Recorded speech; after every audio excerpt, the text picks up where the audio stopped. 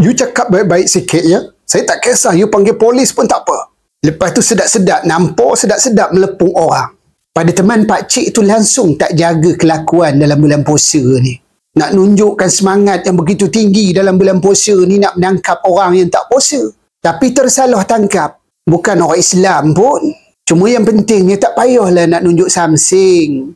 Pakai jubah beria. Sepatutnya tunjukkanlah akhlak dan kelakuan yang baik. Tambah pula dalam bulan puasa ni. Pada teman-teman memang agak. Pakcik ni dia nganggap budak tu orang Islam. Jadi nampak budak tu makan di tengah kelayak ramai ni, apa lagi? Cuma netizen juga tanya, kenapa pakcik pun juga masuk ke Family Mart waktu siang-siang ni? Mana maunya boleh minta IC orang mudah-mudah? Kalau penguat kuasa pun, kalau nak minta IC orang, dia kena tunjuk kad kuasa. Kat sini mungkin pakcik tu dia tak fikir. Sebab dia pada ketika itu, barannya mengatasi segala-gala. Jadi kadang-kadang orang kita ni kena tunjuklah tata kelakuan yang baik. Bagi contoh. Tunjukkan contoh kepada orang. Terutama yang bukan Islam ni. Janganlah main merapu aja. Tambah kalau kita ni bukan seseorang. Bukan pun penguat kuasa. Beradablah sikit cara kita nak negur orang pun. Ini nak nunjuk garang tak kira tempat, tak kira masa.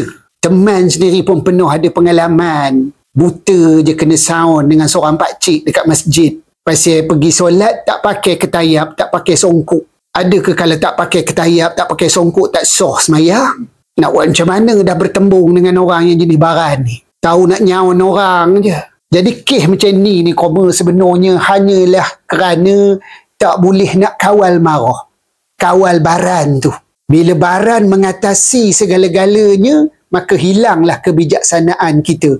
Ada otak pun tak boleh nak pakai. Sebab tu baran ni dalam psikologi dikatakan kegagalan kita nak menggunakan otak kita secara bijaksana. Itulah dia baran. Dah banyak contoh kat negara kita ni kerana baran, jadilah macam-macam dan akibatnya kepada kita balik. Tak ada apa faedahnya.